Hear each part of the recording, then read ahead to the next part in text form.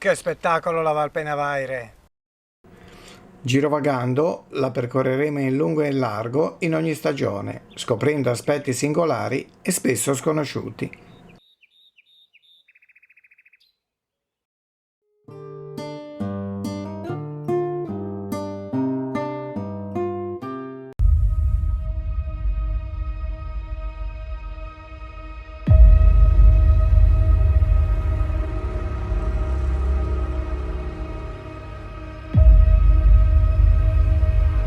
La Val Penavaire è la più selvaggia delle valli ingaunee.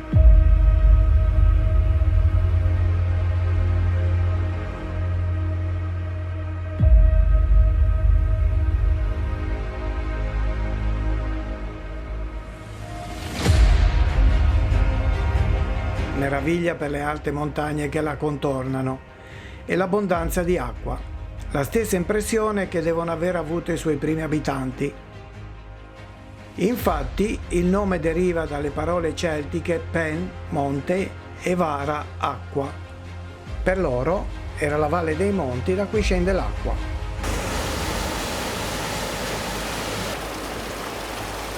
Ancora oggi le sue acque sono fondamentali per questa parte della Riviera Ligure.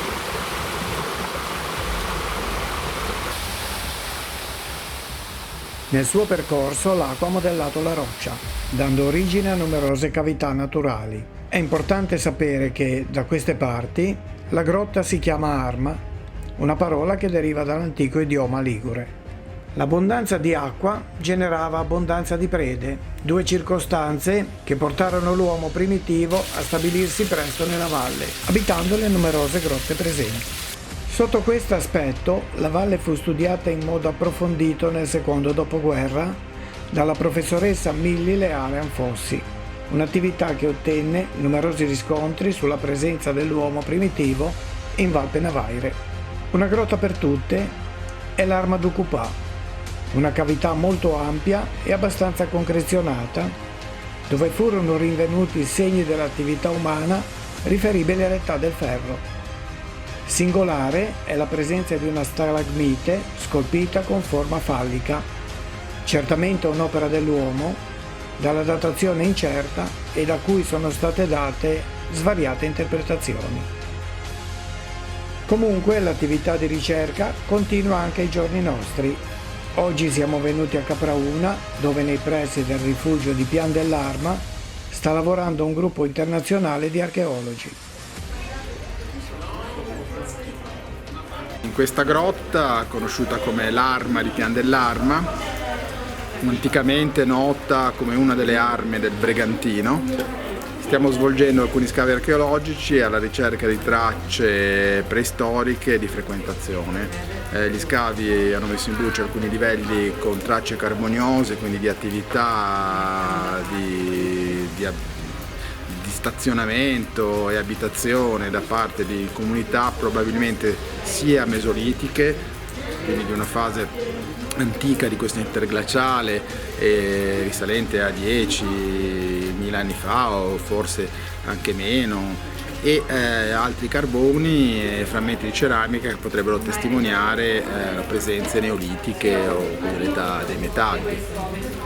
Le nostre ricerche appunto si svolgeranno qui per circa un mese, appunto cercando di mettere in evidenza quanto più possibile queste tracce in modo tale da pubblicarle e inserirle in un quadro più generale di studio sia della Val Penavaira, dell'area dell'Albenganese e del territorio del Ponente Ligure. La ricerca è condotta sia dall'Università di Montreal che dall'Università di Genova. Io sono appunto il responsabile per l'unità genovese e ovviamente italiana, e il collega Ariel Salvatore e la collega Claudine Gravel Miguel sono invece i nostri referenti di oltreoceano. Proprio durante la nostra visita un interessante ritrovamento. Una conchiglia marina, chiaramente qua al mare non c'era. Quindi un segno concreto della presenza dell'uomo preistorico. Nel tempo l'uomo divenne allevatore e coltivatore, costruì case, si formarono paesi, passarono i secoli e come registrano i documenti napoleonici, a inizio 800 in valle si coltivavano cereali e sino ai 400-500 metri di altitudine si producevano olio, vino, frutta e ortaggi. Più in alto castagne, rape e patate. Qui siamo a Caprauna, dove lo spoglio paesaggio invernale scopre i terrazzamenti, un territorio coltivato ben oltre i 1000 metri di altitudine.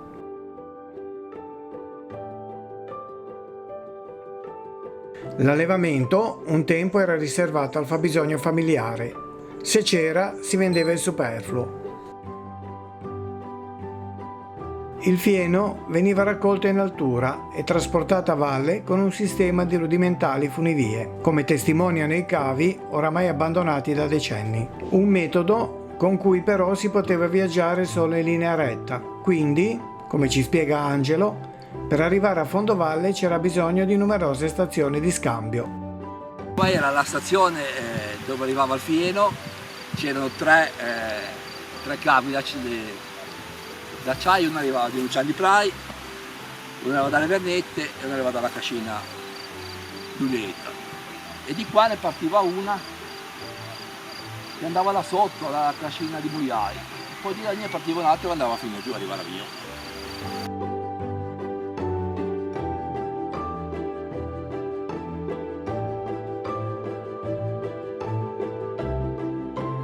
Negli ultimi decenni la Val Penavaire ha scoperto un'inaspettata vocazione turistico-sportiva, grazie all'attività all'aria aperta, escursioni a piedi o in bicicletta, ma soprattutto arrampicata sportiva. Le sue meravigliose pareti rocciose sono una specie di santuario per i climber europei.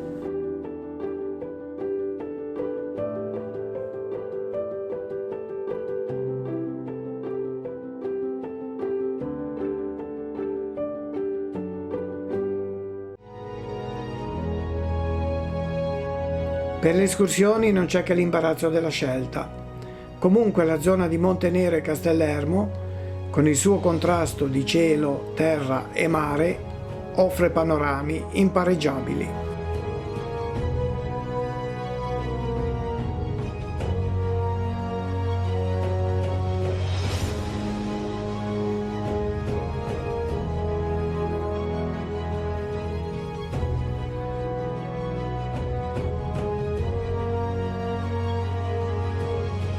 Davvero impressionante questo enorme blocco di roccia a strapiombo sulla valle.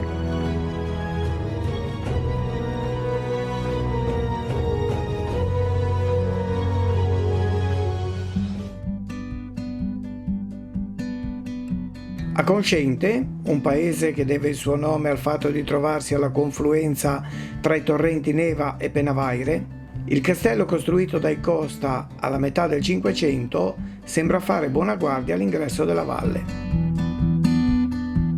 Proprio a Consciente, dove il Penavaire ha scavato un tortuoso percorso tra le rocce, si trova un frantoio con una storia plurisecolare. È qui che nasce l'oro ligure, l'olio extravergine di oliva estratto con spremitura a freddo. Le macine girano al tranquillo ritmo del Penavaire.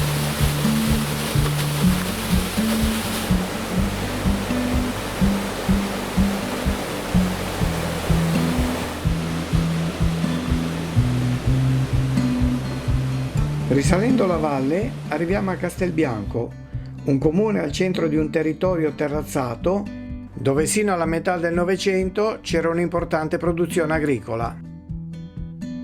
Gina, una vita vissuta in valle, ci parla delle coltivazioni di un tempo e del loro uso in cucina, una dieta semplice ma genuina, nutriente e gustosa. Noi mettevamo i fagioli, avevamo gli alberi con le mele, il rosmarino invece le mettevamo basso. Com'era in cucina, per esempio?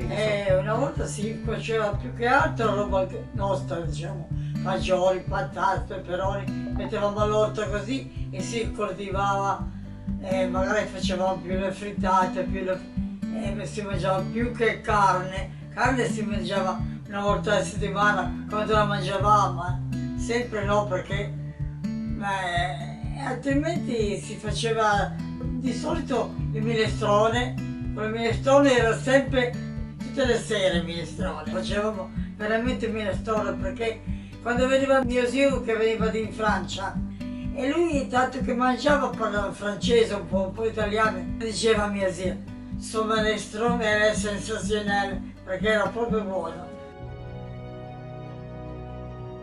Ci congediamo da Gina ringraziandola per la ricetta. Proveremo senz'altro il suo minestrone.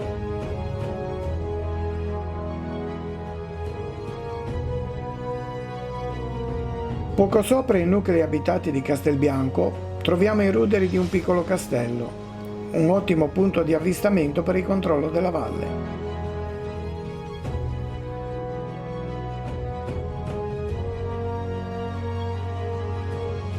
La Colletta di Castelbianco è un borgo del XIII secolo che grazie ad un pregevole restauro è giunto sino a noi come appariva secoli fa. Tra gli stretti vicoli e sotto le caratteristiche terrazze si nasconde un sistema telematico d'avanguardia.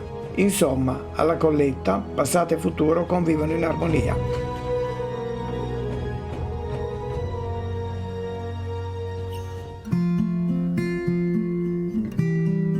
Con Renato, appassionato escursionista e grande conoscitore delle antiche vie, percorriamo uno dei tanti sentieri della valle. Quando si va alla ricerca delle antiche strade, la prima cosa da osservare è questo. L'acciottolato indica che di qui passavano i muli che trasportavano le merci da un paese all'altro. Nei punti più ripidi dell'acciottolato venivano messi dei massi delle pietre in questo sistema qui, in modo che l'acqua formasse una specie di diga e colasse in maniera molto contenuta.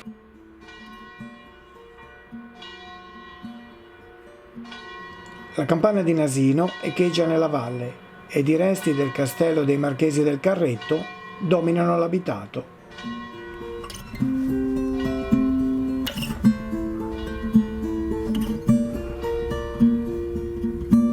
Anche a Nasino i terrazzamenti testimoniano la grande attività agricola del passato.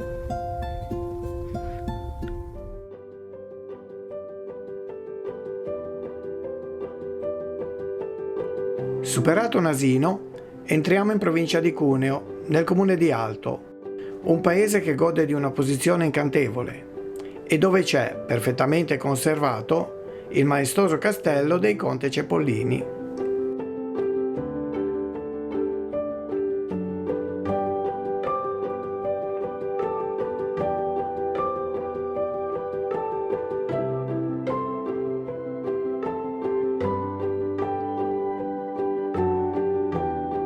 Proprio di fronte ad Alto, sul versante opposto della valle, ci sono i ruderi di un altro castello, quello di Aquila da Roscia.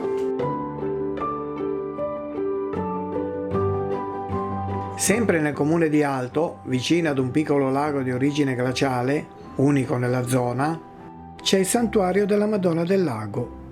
Il luogo, molto bello, è di grande interesse naturalistico. Infatti è sito di riproduzione del rospo comune, della rana dalmatina e del raro tritone appenninico, che proprio in questo lago ha la colonia più occidentale che si conosca. Si racconta che una domenica un contadino, invece di andare a messa, si sia recato con i buoi ad arare il suo campo, ma per castigo un'improvvisa massa d'acqua li investì, dando origine al lago. Pare che in certe giornate sul fondale sia ancora possibile vedere il contadino con i buoi.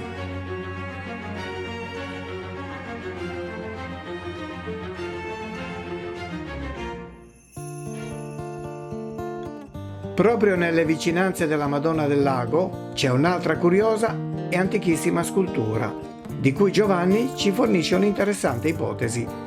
Un tentativo di estrazione di una pria, si vede benissimo la forma, è un tentativo, si vede anche tutte le scanellature lì, e poi aveva cominciato anche lì. Non solo di un masso di sutta, ma anche un masso survano, che io vedo ben che sta formato un deggiante. Come diceva un buon anima di Enrico Ruggero, che secondo lei, qual era il tentativo di estrarre sta pria con questa forma particolare, modificare un pochettino i tasonali per simboleggiare a Dea Madre, a Dea fecunda da terra, di uomini primitivi. In pratica, a faccia, come diceva lei, è un corpo. Da ciò non può dire come non può dire lei, però che può stare anche in discorso di questo genere lì, che può stare.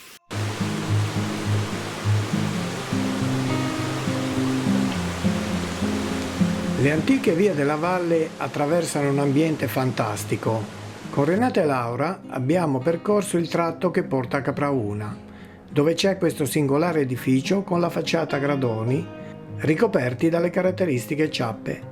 Un aspetto architettonico raro da queste parti, forse riconducibile alla civiltà celtica. Il Penavaire Caprauna è il comune montano per eccellenza. Qui l'acqua è davvero ottima, sempre fresca e abbondante. Questo fiore per secoli ha rivestito un'enorme importanza per l'economia locale. È quello della rapa bianca, presidio slow food e coltivazione tipica dell'Alta Valle.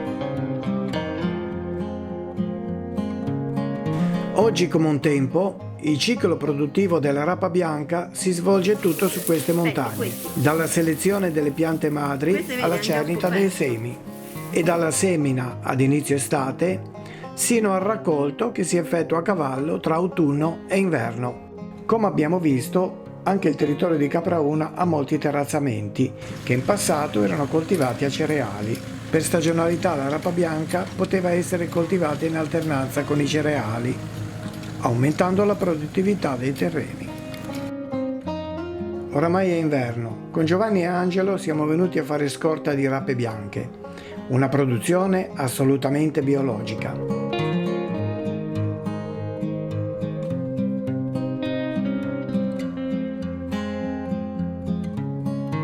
E dopo il raccolto ci meritiamo proprio un buon piatto di sciancuique rave, uno dei piatti tipici dell'Alta Val Penavaire, assolutamente da provare.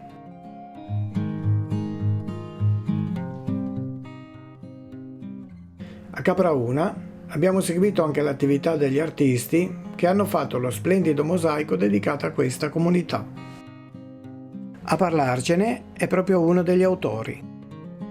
Sono Sergio Giusto, l'ideatore insieme al professor Lorenzo Rossi del mosaico di Caprauna. Un mosaico che è stato chiesto dal sindaco di Caprauna, Ruaro Beppe.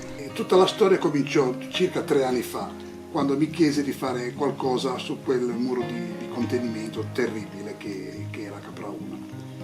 E subito non c'erano i soldi. Quando arrivò la possibilità di farlo attraverso il CNR, una fondazione che costruire per distruggere, decidemmo di cominciare i lavori.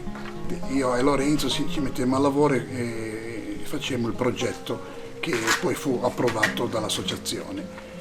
E a quel punto dovemmo pensare a come realizzarlo. Io non ne sapevo ancora nulla di tutto questo lavoro e pensavo fosse molto più breve, invece durò quasi 2 anni. In seguito arrivarono altri collaboratori come Spampinato, che essendo un piastrellista ci aiutò anche nella posa delle piastrelle. Poi arrivò anche Mario Calcagno, che anche lui era del progetto, che è stato molto bravo nell'aiutarci perché era anche lui un piastrellista. Altri collaboratori furono Terravecchia Simone e Giovanni Ruaro, l'unico di Caprauna. Voglio ricordare anche i ragazzi del liceo artistico, in particolare la Paola, che ha dato un bel contributo alla realizzazione del muro. Il sindaco ci ha dato una mano molto forte, inizialmente per la volontà che ha avuto nel farci realizzare il muro, e poi anche una mano proprio dal punto di vista proprio materiale, perché ha aiutato la stuccatura, ha aiutato in tante altre situazioni. Okay. Si è molto prestato e bisogna ringraziarlo sicuramente. E giorno dopo giorno il progetto ha preso forma, il muro si è riempito di colori ed oggi il mosaico è una bella realtà che arricchisce ancora di più questa valle. Tra l'altro, quando verrete a Caprauna ad ammirare il mosaico nella sua interezza, avrete l'opportunità di trovarci sempre i 2 artisti che l'hanno ideato.